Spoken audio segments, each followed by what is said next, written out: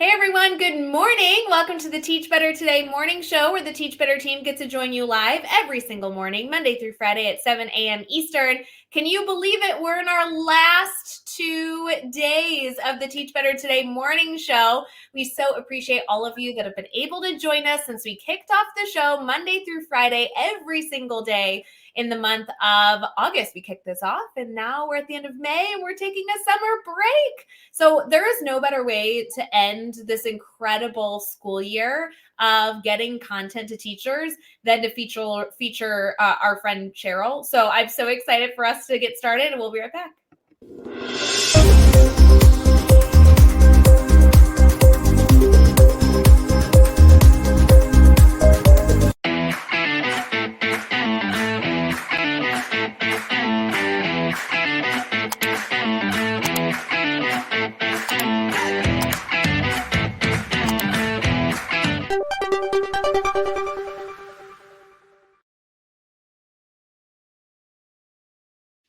Hey everyone, good morning. My name is Ray Hewart and we have the amazing Cheryl Graff with us. She is a amazing educator in the Teach Better family and I'm so excited to feature you, Cheryl. How are you feeling this morning? I'm good. I'm feeling great. It's getting towards the end of the school year, but for me, that's super exciting. I've seen so much growth and development from my students and just my own professional growth and development. So it's exciting. It's exciting. And I have more opportunities coming up this summer too. So I know. I have to say, Cheryl, I really appreciate, and we're going to get into so many things this episode, but I really appreciate that you are a member of the Teach Better family that chooses to reach out to different people in our community when you need something. I feel like you are an educator constantly being reflective, trying to learn, create incredible opportunities for yourself, which we are going to talk about that. There's no one better than you. But what I love is like a random text from you being like, hey, do you have a second for a phone call? Is like my favorite like message I can get. And you just love picking people's brain. You are so dedicated to doing your work beautifully. And I just have to celebrate it because a lot of people are like, oh yeah, I'll reach out when I need something. And then they don't. And I'm like, use your resources. I thank you so much, Ray. Like I always mention this to you and the entire Teach Better family. Like I'm so lucky to have you all as a support system. I have a great support system in my own little, school community and work family, but it's really nice to just connect with other people, whether it's through Teach Better or other organizations. I value people's perspective and I know that I can learn a lot from others. So that really means a lot to me. And I always love our conversations too. So.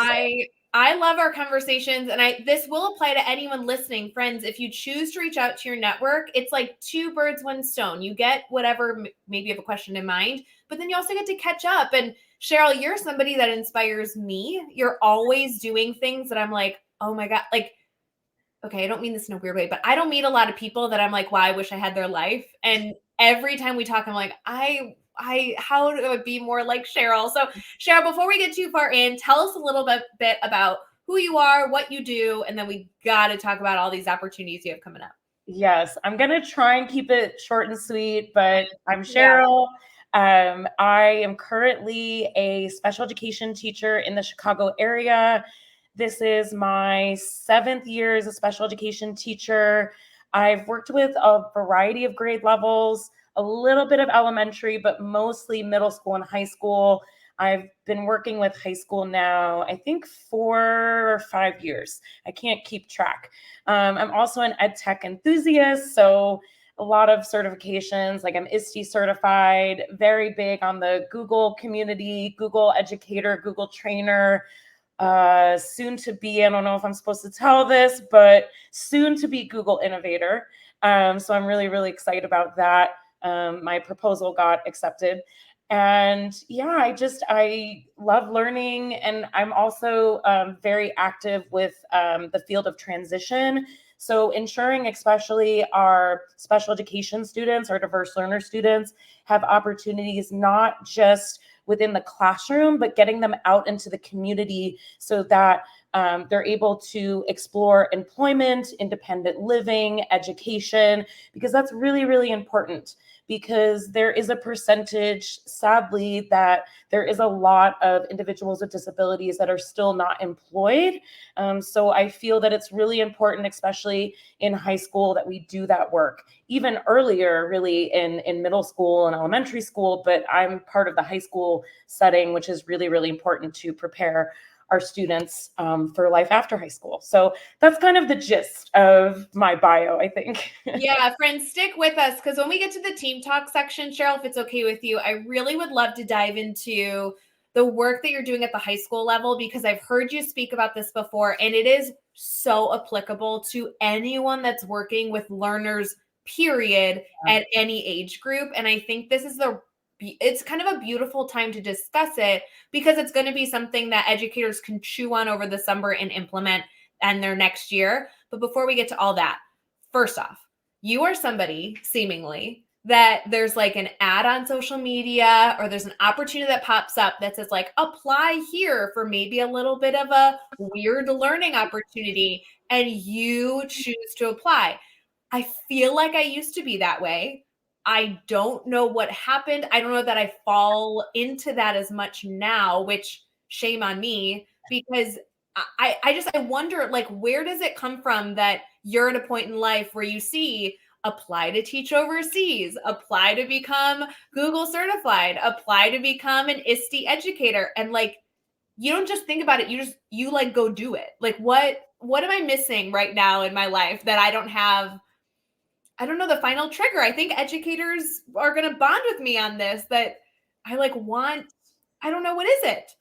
That's a great question. I feel the more that I live, again, I'm still young, I'm in my 30s. Right. I really enjoy seeing the world. Again, I think what I said before, just digging into other people's perspectives is amazing. And as you briefly mentioned, one of my summer plans, I'm actually teaching abroad in Israel. I'm teaching English for 3.5 weeks. I'm not sure where I'm going to be placed yet, but you can follow me on social media at Miss Graff's Room. I'm sure I will be sharing a lot of posts on Instagram and X. Um, I just, I'm just at the point in my life again, like I really don't want to be confined to a single space. I really value, I am Jewish, but this program that I'm doing overseas is not just for Jewish individuals. There are actually, I think, like 45 of us going, and there are non-Jewish people going. There are people in the education sector, or people that just want to give back and gain a new perspective. So I think, just as an educator, as a human being, I value being in a variety of spaces. I also, like, in my free time too, I'm involved in like an art space. And I think for me, it really helps with my own like well-being to be in different spaces so I don't burn out. And that's really a key for me, is like, how can I continue the joy of educating others and also just feeling joy, for myself. So that's why I think I really apply to these different opportunities like Google Innovator and teaching overseas, because I want to continue to bring joy into my life. And then I learned so many things. And I was just telling my students today, actually, the question of the day was, I was talking to my students the day before. We had a question of the day about how do you celebrate cultures and diversity? And I was even just encouraging them to get out into the community, because you learn so much and you don't have to travel internationally. I mean, I made that choice because it's in my budget, but I'm sure no matter what community you are living in, you can find different spaces, whether it's an art space, whether it's going to a different neighborhood. I'm in Chicago, so we have so many little like pockets. We have Ukrainian Village, Pilsen, so a variety of groups. And I love to go to different events, not just travel, but just be in different spaces, because it brings me joy. And then I can bring that back into the classroom or whatever, space that I'm in, and educate others and get others, motivated to explore. So yeah, I think as people, as human beings, especially as educators, we kind of go through different phases of life. And I remember when you told me about this trip to Israel, I was so jealous, but I also had a little bit of like, I'm not at a place in my life where I would do that right now. right. And then you and I even talked, like 2, 3 weeks ago. And even at that time, I was like, oh my God, it's going to be amazing. Can't wait to follow the journey. I'm not in a place where I would do Yeah. that. And yet today we're talking, and I'm like, wait, I think now I may be in a place where these are things that I feel ready for. I feel excited by them. I feel like I can problem solve around the hurdles that may come. Here's what I need you to do, Cheryl. Every time you apply to something, I need to get like a text being like, here's a link, go apply. Because Right. I like this. I like that you're connected to all these different communities. You're challenging yourself, but they're also fulfilling you as a person, and you're coming back better as an educator for your students. So we don't have to spend too much more time on this, but friends, if you are listening right now, Cheryl is somebody really taking advantage of opportunities outside of her bubble. And I constantly feel so inspired by that. I would love for all of you to get connected to her, and we can start this little awkward like group, I don't know, of texting group or Facebook group to be like, you should push yourself a little bit more. Here's a way to try that and see if it's a good fit. So I just really appreciate that you've done this because it's been inspiring for me to see, Cheryl. And the impact you're having is just astronomical. I'm so excited for you. And I think too, to our listeners, like I take big steps, it doesn't need to be that big. Maybe it's just going to a local event in your community. Maybe it's going to a group that maybe is outside your own culture. Like that's something where you can start, because that's what I have done, especially in the arts community. Like there were classes I was like, I don't know if I'm going to like that, but I took baby steps. And I think that's also really important to stress to the listeners, that I wouldn't start super big, but maybe go to a workshop in your community, and you never know, and maybe from that workshop you'll gain inspiration, be like, hey, I really want to learn more about this topic, and then you'll go and apply to more things and maybe bigger things. So yeah. And I mean, geez, whether it's volunteering, different opportunities, Cheryl, one of the great examples you gave was the work you've done with Google and ISTE. I know there's so many educators that are thinking, do I need to go get a master's? Maybe I should start my doctorate. I've been saying for 5 years, I'm about to start my doctorate. And I always say that, and then I'm not taking steps. Maybe the first step is to go get ISTE certified, or go get Google certified. These are smaller, more manageable projects. They're still meaningful. You're still learning things. For those of you who are interested in our Teach Better community, we have a grid method pilot program we just run. I'm sure that program will open again. It's kind of like little notches of opportunities to learn, and choosing them that interest you. That way it's like small little steps. I love that call to action, Cheryl. So we are going to dive more into our work that you're doing at the high school level, because I want to make sure we touch on that before we end this episode, already out of time. Holy moly. Stick with us.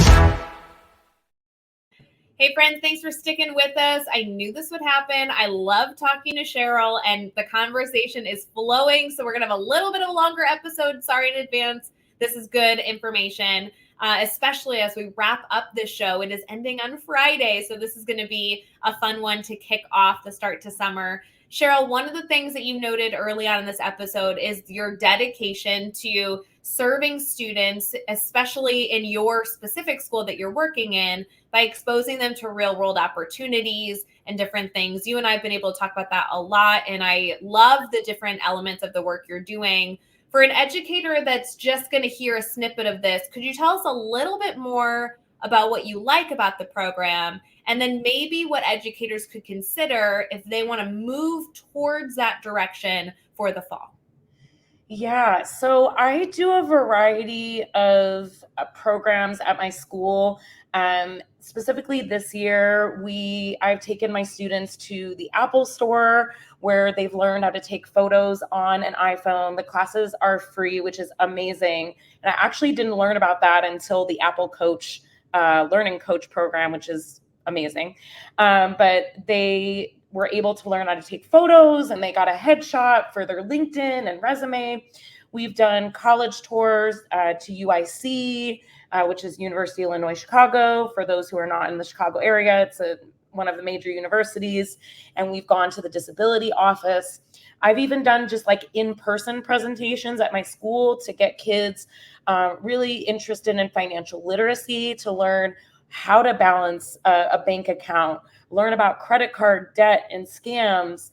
The most exciting thing, which technically it's not something that I started, one of our admin at our school started, is we actually have a partnership with Germany. We took a group of students this year, 7 students, and they were able to stay with host families in Hamburg, Germany. And they went to school with their German student that they were staying with. And we did activities as a group and a lot of sightseeing. And then next year, we're hoping that the Germans, it's going to be a new group of students next year, and we want the German students to come over to our school and stay with our students in their home, and then go to school with our students. And then in the spring of next year, we're going to do the same thing and go to Germany and just experience German culture. So it was absolutely amazing. That is a very big program. I think for our listeners, to start thinking small, think about what your students specifically need. And I did a lot of, I should say, not myself, but we have a team at my school, which is a transition team where we focus on developing these initiatives in the areas of employment, independent living, and education. So I would first survey your students to figure out what they need. And there are different types of transition post-secondary surveys that you can do at an elementary, middle school, or high school level. And I would interview to see, what careers are they interested in? There are surveys that ask them like, hey, do I know how to write a resume? Do I know how to, balance a bank account? Do I understand what credit cards are? And then we looked at the surveys to figure out what kinds of trips we need to do to support our students. And especially last week during when this airs, I think it's going to be later, but weeks before, during Teacher Appreciation Week this year, a lot of students wrote me letters like, thank you, Ms. Graff, for giving me these field trips, these opportunities that I would not get. So I think the foundation for all of our listeners is to really survey your kiddos. What do they need? And then I would have conversations with their families too, especially going into next school year. One of the things that I do and also my team does is we call families and ask, how can I best support your child? What are your goals for your child this school year? And I think building those connections with students and families is really going to help you decide what kinds of trips you need. And a lot of the trips we do are free. The Apple one, if you go to like Apple Groups, I forget the whole website, but it's like today at Apple/groups, it's free. But you can only bring like 15 students. But, if you have a large class or like, a cohort, you could do like little mini cohorts and bring them every couple of months, to do different workshops with Apple, and they will align it to what you're working on in the classroom. So that's my best advice, because I wouldn't start with a massive event, even if it's just partnering with an organization in your community. Like, hey, you do such great work. Would you be willing to come in and do an in-person presentation to get kids excited? A couple weeks ago, we had the Illinois Department of Human Services come in. And she did just an in-person presentation for 2 class periods, getting kids excited, because we do have kids that they don't want to go to college. They want to get a job right after high school, but they're not sure how to get financial support, how to get books for the career or certifications that they're interested in. So even just having an organization come in, like a big community agency, come in and do mini presentations, I think is just a good start to getting your kids the services and supports that they need. I love it. Friends, if you're looking for other resources outside of reaching out to Cheryl for this, a lot of communities in the US will have business bureaus that are specific to that community. They're a very, very beneficial free resource for you to use as well to get those points of contact. Cheryl, I could talk to you all day. We say this every single time we catch up, but have our community reach out to you and if they have questions, how can they stay in contact with you? Well, you can follow me on X, Instagram. I'm also on LinkedIn at Miss Graff's Room. That is the best way to reach me. I'm also on Facebook too, but it's like my first name and my middle name. Feel free to add me on, Facebook. Let's stay connected. One last thing, Ray, too, I wanted to encourage our listeners also to reach out to your Board of Education, and usually they have a section of talking about special education services, and they list different agencies. So I would even start there too, because a lot of the work that I've done, I'm in Illinois, so I've gone onto the Illinois Board of Education website and gone under, they have a category for special education services, and that's where they list kind of the major community agencies. And from there, you can dig a little deeper and find the specific agencies that you're looking for. So good. Guys, I'm telling you, she's a wealth of knowledge. You have to reach out. Go follow her on your favorite social media, stay connected, and of course, stalk her journey this summer, because Cheryl, we all want to live vicariously through you as you're spreading your incredible knowledge and also learning from different people around the world. Thank you so much for joining the conversation. You're always such a ball to talk to. I really appreciate it. Well, thank you so much, Ray, for having me. Thank you, everybody. It's always great to be a part of this, and I love my Teach Better family. Oh, we love you too. Thank you for being so active in our Teach Better family. And friends, if you need anything, whether it be a way to contact Cheryl because it's not coming up for you or anything in between, please don't hesitate to reach out. We'll wrap up the show on Friday this week. Makes me so sad, but we are not going anywhere. You always have your team around in case you need anything. We'll see you very soon, friends. Have an amazing day. Bye, guys. Bye, everyone. Hey, Teach Better community. Thank you so much for joining the Teach Better Today morning show every single weekday at 7 a.m. Eastern. We have so many resources for you outside of this live stream at teachbetter.com, including blogs, podcasts, and professional development that will bring our team to your school. Wherever you are listening from this morning, please make sure you are sharing and celebrating the incredible educators in this world. And hey, if you are listening over on a podcast to Teach Better Talk, we would love a 5-star review. The comments are always so entertaining. We'll see you tomorrow.